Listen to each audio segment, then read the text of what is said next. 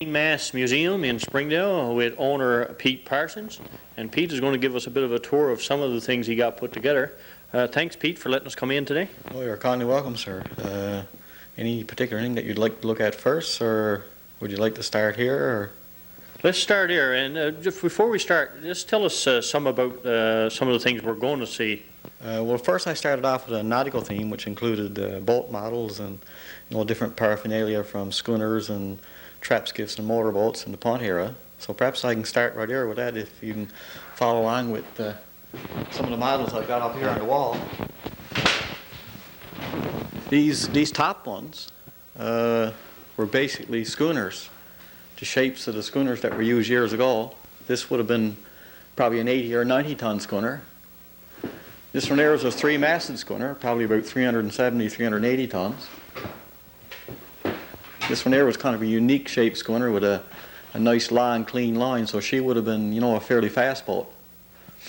And these down here were the basic trap skiffs that were used, that generally you'd tow behind your schooner and used for the cod fishery, for hauling your trap. So you can see there was quite a variation in shapes. And just about every community had their own mold, their own shape, and their own model for their different types of fishing.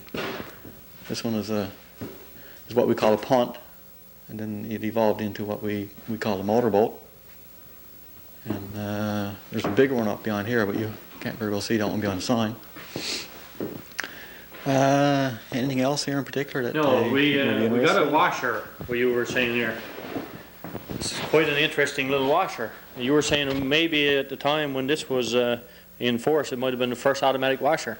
Yeah, I'd say that was a pretty fancy rig in its time. I mean, not everybody had what I call this as an automatic washer. Everybody just had the galvanized tub and what, the old-fashioned washboard. But this one, it was low to the floor, so you sat next to it on a chair and moved the handle back and forth, which moved the agitator. And of course, this is what wash you clothes.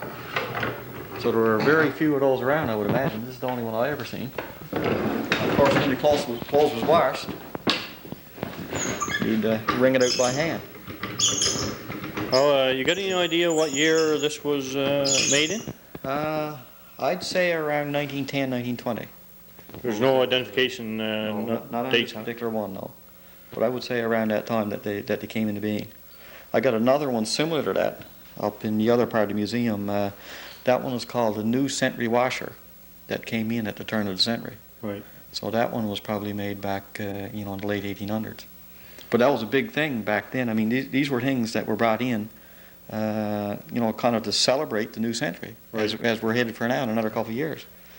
So, I mean, the things that we're going to have now in another couple of years, in 100 years' time, be just as primitive looking as that. Right. And now we've progressed a long ways from this. A long ways. Now, we'll move to the other part of the museum now, and there's very interesting stuff up there, so that's where we'll move to next. All right. Good enough.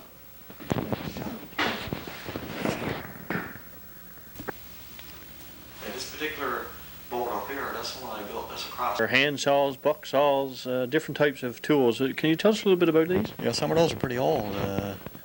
You can remember hearing about today's the pit saw. Well, the one right on top is a pit saw where they dig a hole in the ground. One man will stand in the hole in the ground. The other man will stand up on a frame. Right. And hold the ends of the saw. So the man on the bottom was sawing up this way, and the man on top was sawing down this way. Right.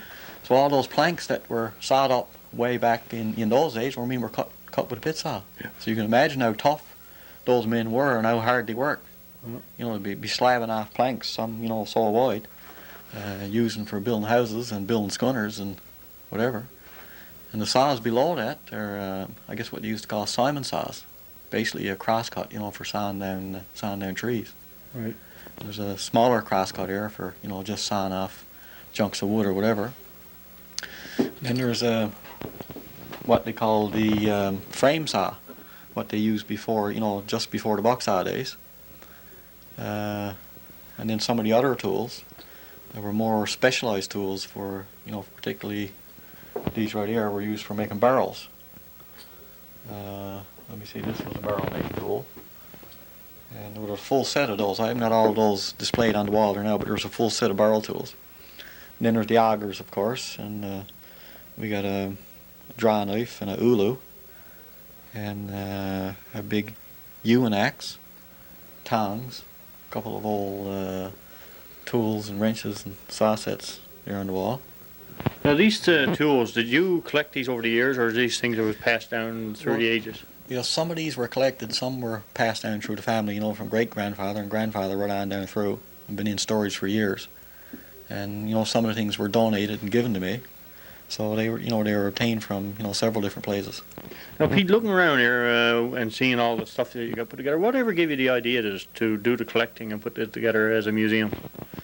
Well, I was always interested in old things, and, you know, there was a lot of old things passed down through our family that were in storage and whatnot. And with tourism on the increase, I figured, you know, this would be the right time to get it all out and set up a museum and save some of these things before they all disappears. You know, because there are a lot of collectors coming around from the mainland, the States, that are taking these things and taking them away and auctioning them off down in the States, and they'll never be seen again. And, you know, these things are really our heritage, especially the things that, you know, were produced in Newfoundland and made in Newfoundland. Yeah, let's move down the wall now. That's a very interesting thing, our heritage, because like you say, a lot of this stuff is leaving our province today, and we're not going to see it again.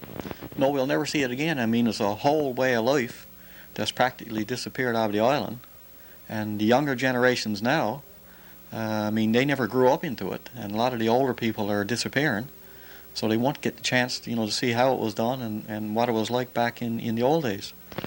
So we got a picture here, Pete, on the wall. It says community profile Little Bayonne. Is this what Little Bayonne might have looked like years ago?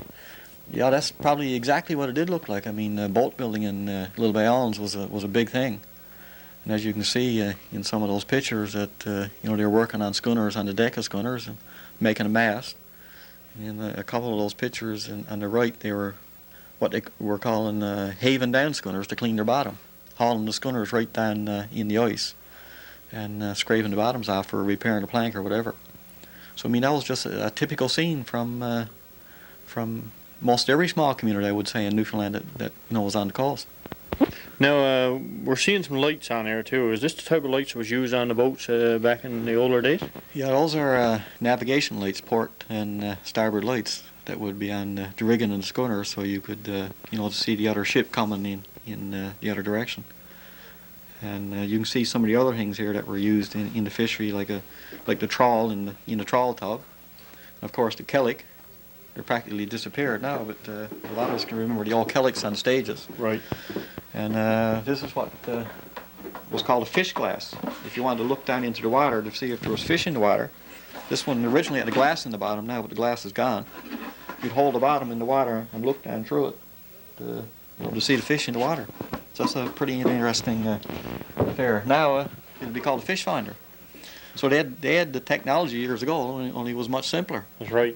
Now, as we move down the wall now, Pete, there's quite some other interesting things here. I'll have to shut her down. Looking at a picture here now of a whole schooner. Is there any history behind this one? Yes, that's the one that grandfather used to fish on the Labrador. The name of that schooner was the Lady Parsons. It was built in about 1906. So that particular picture there is a picture of when she came back from a voyage from the Labrador.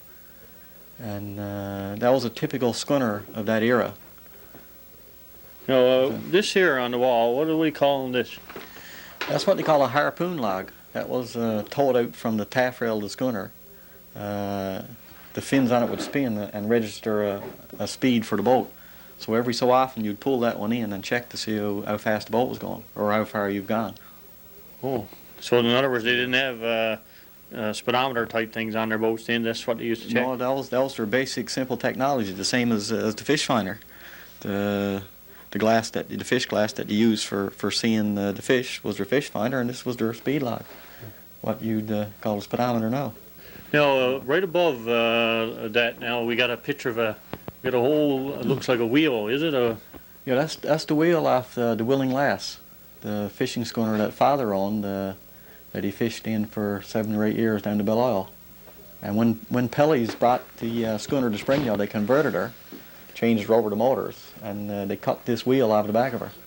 And the bell by the side there, is that a bell that was used on a boat too? Yes, that was a bell that father used on a passenger boat he had back in the 50s. The name of that boat, I think, was the Silver Spray. So now you've got quite a bit of history tied up in this little room. We've only moved down one short wall, and still seems to be a fair amount of history there, and we're only, say, less than 1/4 of through what you got. That's right. Just if you mind, if you could turn back a little bit to this wall, grandfather was an Orangeman. Of course, the Orange Lodge in Newfoundland was pretty prevalent, pretty well all over the island. So I tried to get some of the things that was used in the Orange Lodge, you know, the sashes and the apron and some of the different things. This is grandfather's certificate up here on top, his Red Cross certificate. So that was a pretty important part of our heritage that's practically disappeared now because all the Orange Lodges are closed down and closed out. So now, we're talking about your grandfather. Would he be one of those men that's there on the picture with the wheel? Yes, he's the fellow on the left. On the left. On the left to the wheel. And he's also, you can't focus right in on it now, but he's in the Orangeman's picture there with the golden frame. Right. That was a picture taken at the Orange Lodge at Long Island back in about, I'd say, about 1912, 1913. So as you can see, that Orange Lodge had quite a following. Right. Filled with tools there. Pete, where does all this come from? Yes, originally this was a sea chest that was used on a three-masted square rigger. And from different museum brochures that I've looked at, it dates back to the 1750s. And this was discovered in St. John's in an attic by an uncle of mine who was a carpenter. As you can see, it had a one-piece pine cover that closed up. And when a man would go on, or a captain, sea captain, would go on a voyage, he'd take all his belongings into the sea chest. It was carried aboard the schooner by these handles. As you can see, they got a particular design, all weaved and knotted with different kinds of knotwork. I guess later on, after the old fellow died that owned the box, it was used for a toolbox. But some of the original things are still into it, like the dagger sheath that was used, you know, for going up the mast, for cutting lines and doing rope work. And the marlin spike that was used for splicing cable and rope. And even the captain's bow tie and his pack of cards is still into it. This is his bow tie, I guess, when he'd go out on business somewhere, and his pack of cards that was made in Belgium, I think. Now, Pete, that's a fair find there by itself. What is the oldest thing that you think you might have here in the museum?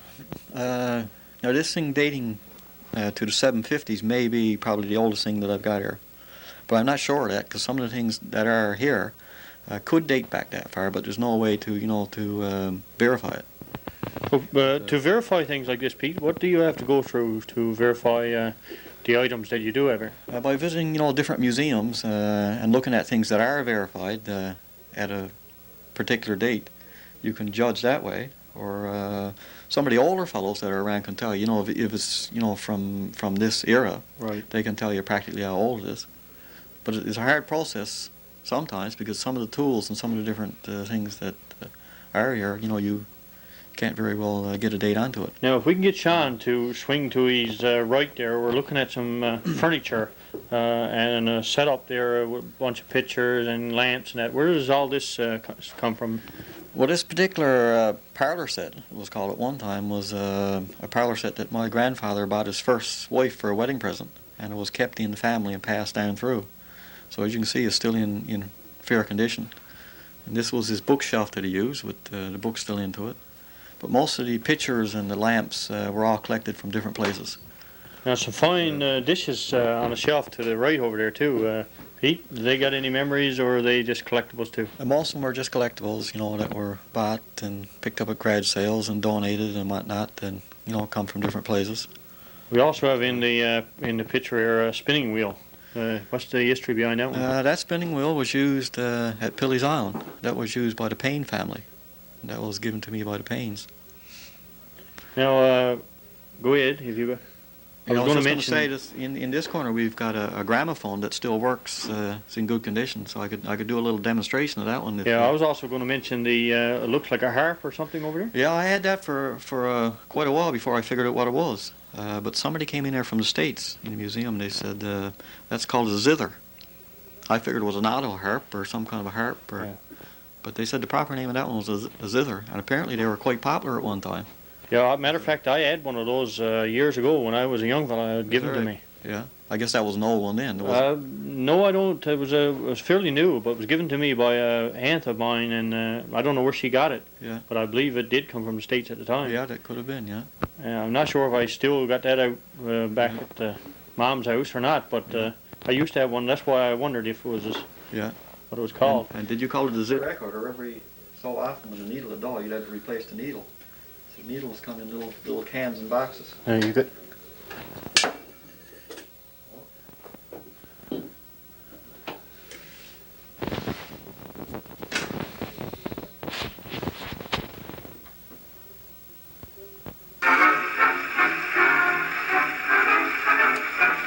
This is your volume.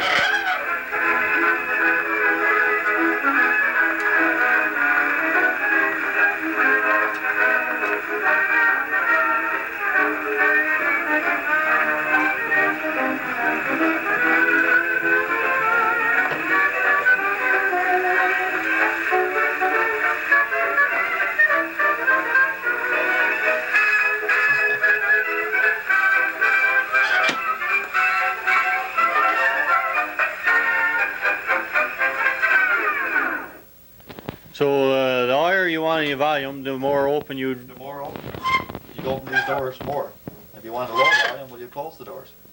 And I guess the faster or the longer you want it to spin, the more turns you'd have to make on the... The more cranks you'd make on the crank. And this lower section here was for storing records. This is a spare needle diaphragm. Not many of those around. Now, what size was the records that used to be played on this?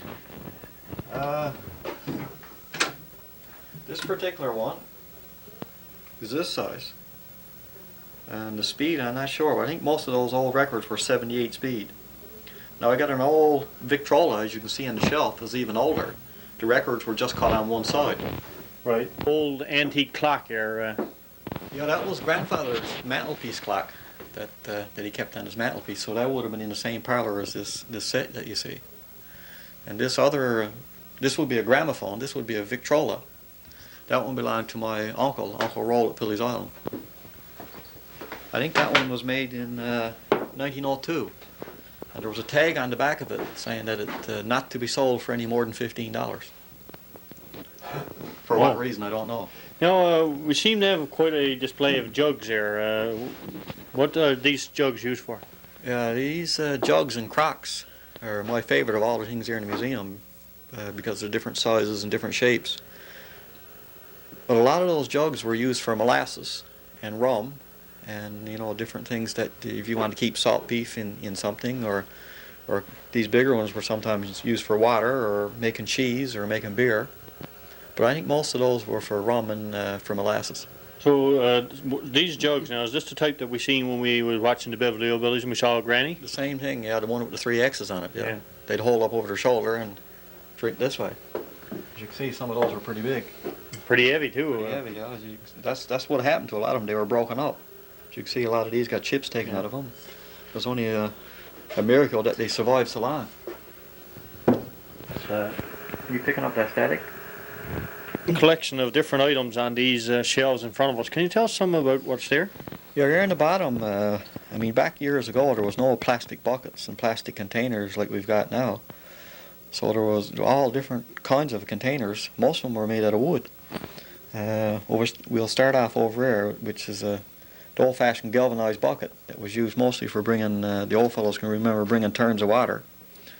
And then just next to that is the old-fashioned piggin that was used for bailing at a pond. And then there's a little nail keg. And then the orange color one is what was used for powder keg, like you'd see in the movies when they'd run along letting the powder out on the ground. You can see the hole in the top where the cork went in. And you should recognize this next one. I mean, pretty well everybody had a grub box. The one that they'd use when they go out and boat fishing or turn or whatever they do. They carry their grub in a grub box. Now, some of the old fellows called them bread boxes. But I've always heard it called a grub box. Then next to that is a butter tub. And a lot of these butter tubs when the butter was used, they wouldn't throw the tub out, they use it for something. So this one was used for picking berries. So you can see the stains of the partridge berries still in the bucket. And next to that is an old butter churn. You turn the handle and churn the butter.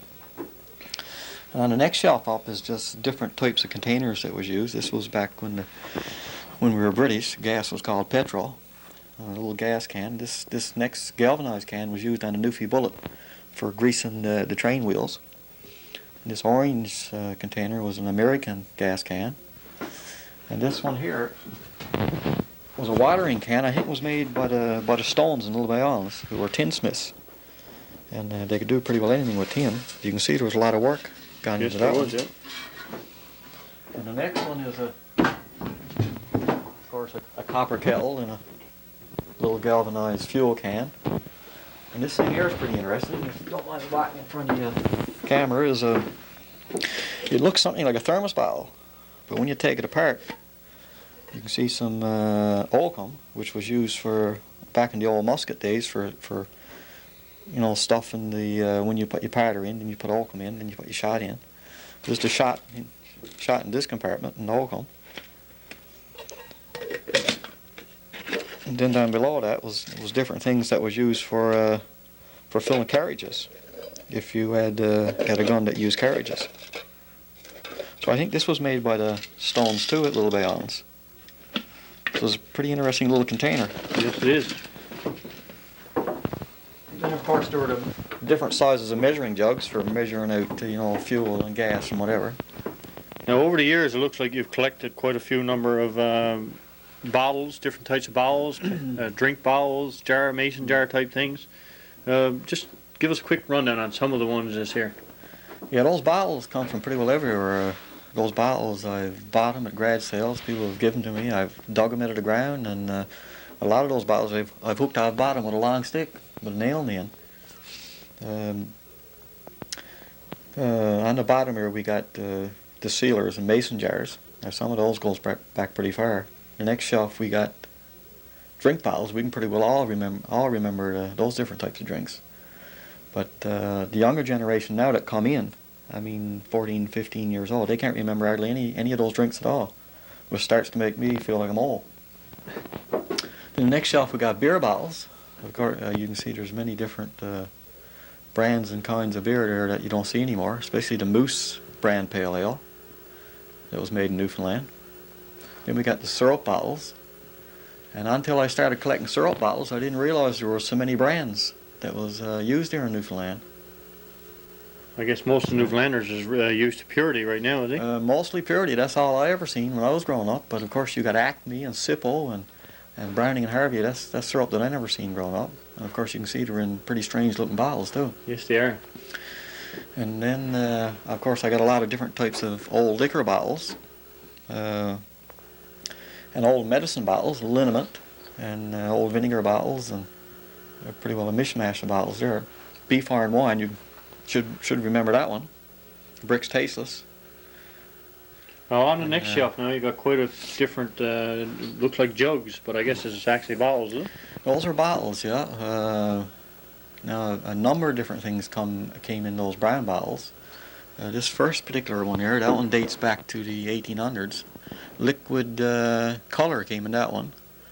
I guess it was a food coloring. And the clear bottles were used in stores for candies. This particular one here was butternut humbugs. Now I can't remember those in my time. Those were made in England. And then some of the bigger bottles on top. This one was used in the mines to keep acid in. And this round one was a wine bottle from St. Pierre and Miquelon. And a couple of the other ones were used in an old lab, the ones with the flat tops. And the one like a beer keg was a one that was made specifically for brewing beer in. I think that one was sold at Strong's in Little Bay Islands. And then there's some different colors of old liquor and beer bottles there, those green ones. Now right above that on the rafters there, is that a sword we got hanging there? Yes, that's an old sword that I bought at a garage sale. I think that one was probably used in the Knights of Columbus as a ceremonial sword. I don't think it was ever used in battle or anything. I'd also like to say too that most everything in here is predates 1950 or 1949, I should say, before Confederation. So I got some pro-Confederation signs up here on the ceiling, if you can focus in on those with your camera. So some of the slogans that are on these signs are pretty interesting. If you could scan across and take a look at them.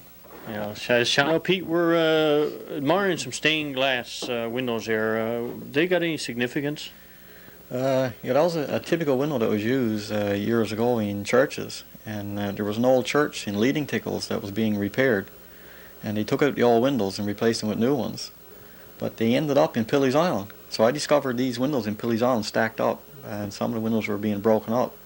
So I bought them and brought them up here. So when I make an expansion on the museum, I'll probably use those in the side of the building. Now, running across the shelf at the top of the doors, we have quite a collection of sewing machines and different pots and kettles. Can you give us a little bit of rundown on them? Yes, before electricity, of course, most everybody had a sewing machine. Some people had a foot machine, and a lot of people had just a hand crank machine that was lodged on a table. And some of these other containers here were used. You can see the big old cast iron kettle and the scalding pot, I think it was called, and a couple of bake pots, an old dipper, and some old cans. I guess you can remember your grandmother when the house was full of flies pumping the what was the name of that gun? I do remember seeing them, but I can't remember the name. Well, in this particular can here is what they used to fill up those containers, and actually it was pure DDT. So you can imagine all the DDT that's in our systems now after the house is being filled full of those yes, sir. Fly killing. Now, if we can pesticides. get Sean to go back to the center there, there's a gun hanging up there on the rafters. I'm sure it must have a little bit of history. That's the one Father got down at St. Anthony. I'm not sure what the whole history of that one is. I think she's a 57 Snider. She's one of the first rifles that was made. You pull back on the hammer, and the thing where the cartridge goes in tips up on the hinge. You just push in your bullet and then hinge it back down again. So it was pretty basic rifle. And I think the date on the side of it is 1812, but I'm not quite sure. There's a 57 Snider made by Enfield of England. Looking at the corner where you've got quite a collection of different cans and other items, can you just tell us a little bit of what you got here? Yeah, starting off from the top, most of those are old tobacco cans. I guess some of the old fellows can pretty well remember either chewing or smoking a lot of that tobacco. Prince Albert, and the Big Ben, and King George. I can't Edgeworth. And just down from that, you got different containers, of course, that was used for candies and jams and whatnot, and the different types of medicines that were used. And down here closer to the bottom, there's one particular shelf that was makeup. And there's a lot of different types of makeup that's there in containers that you don't see anymore. And old-fashioned razors and glasses and cans of different things. And right on the bottom, I don't know if you can focus in on it, is the big old batteries that were used under the radios. Most every house had a radio shelf, with the big battery, and the radio was lodged on top of the battery. And then smaller the battery, the ever-ready battery, was an igniter battery that was used on the old make and break engines. And the old fellows, they didn't know anything about, the first old fellows that used the engines way back didn't know anything about negative and positive. They used to hook them up side to center. The one on the side always was hooked up to the center of the other one. But this is only a small sample of the different things that was used years ago. You need quite a bit of room to display everything that was consumed. Right. Well, let's move to the center aisle here now when John is ready. Looking at quite a huge machine here, but I don't think it's actually a sewing machine was used in the house, is it? No, it's not a regular sewing machine at all. Even though it's a Singer, it was made purposely for making sails. That particular one came from the Strong premises out Little Bay Islands.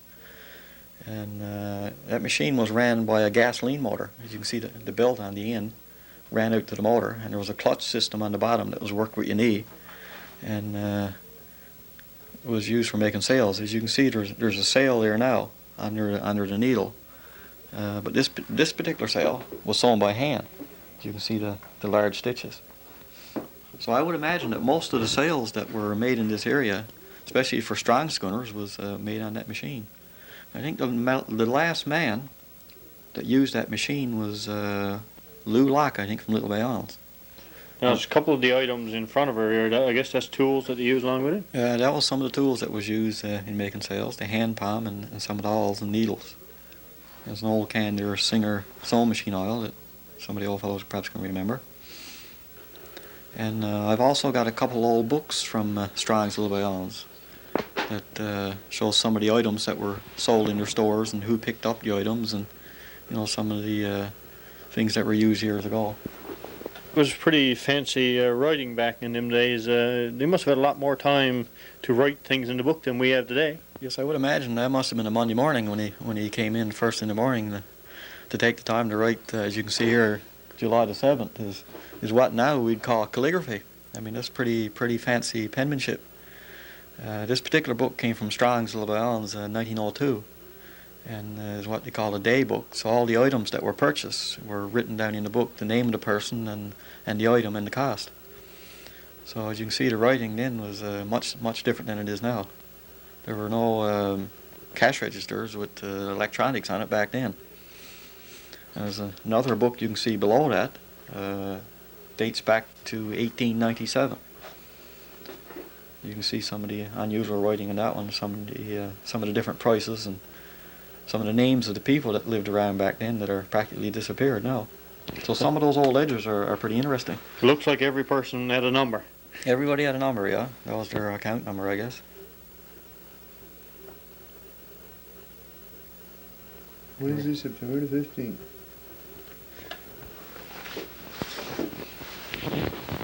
Now, Pete, we're looking at a set of weights and different types of instruments, I guess, was used, including irons.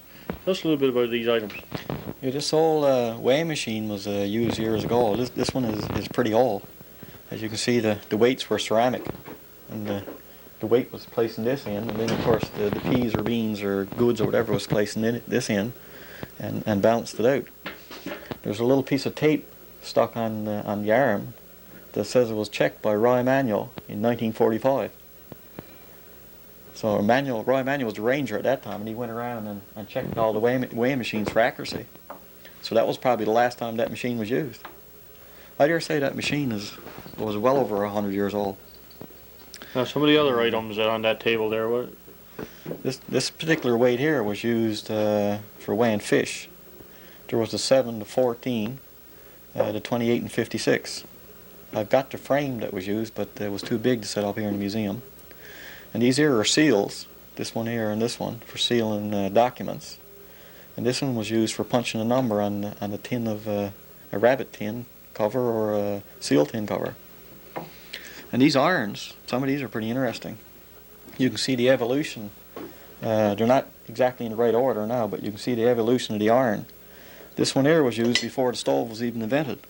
You take coals from the fireplace or a hot brick that was practically the same size as the iron, put it in the back of the iron, lower down the cover, and then that would keep the iron hot while you're ironing the clothes.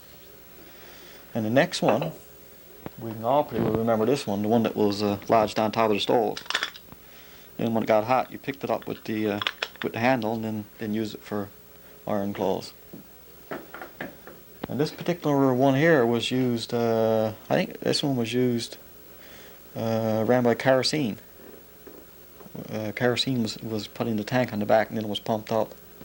And then it was ignited and that heated up the bottom. And this one here I think was white gas. This one belonged to Mother, and she can remember that every time she used to light it, it used to catch fire. So that one was probably a lot of trouble. So I think just after that one, the electric iron came in when we had electricity. Now, Pete, over the summer, you must have had quite a few people go through here. Do you have people from all over the world? We had people from pretty well all parts. We never did have a great number of people because Springdale don't usually attract that many tourists, but we've probably had a good representation of the tourists that come this way from the States and from Europe or from wherever. And you're open mainly during the summer, and what hours are you open during the summer? Usually in the summertime I'll open probably in May month till as late as perhaps even October, from about 9 in the morning till 6 in the evening. And if somebody wanted to view the place after supper, just drop in or give me a call, and I wouldn't mind running out and showing somebody around. Now, you got plans in the future to expand upon this area? Yeah, I'm working on a larger building now, a 2-story place that I'm hoping on setting up next to my house, so that I can expand and bring some of the things out of storage that I've got and bring in some new things, and make it a larger place with a much better display, of course. Now, Pete, we're going to get Sean, if he can, to just take a quick scan across the top of this table we were looking at. And oh, Sean got it done. He said he was doing it as we were talking, because there were some quite interesting items up there.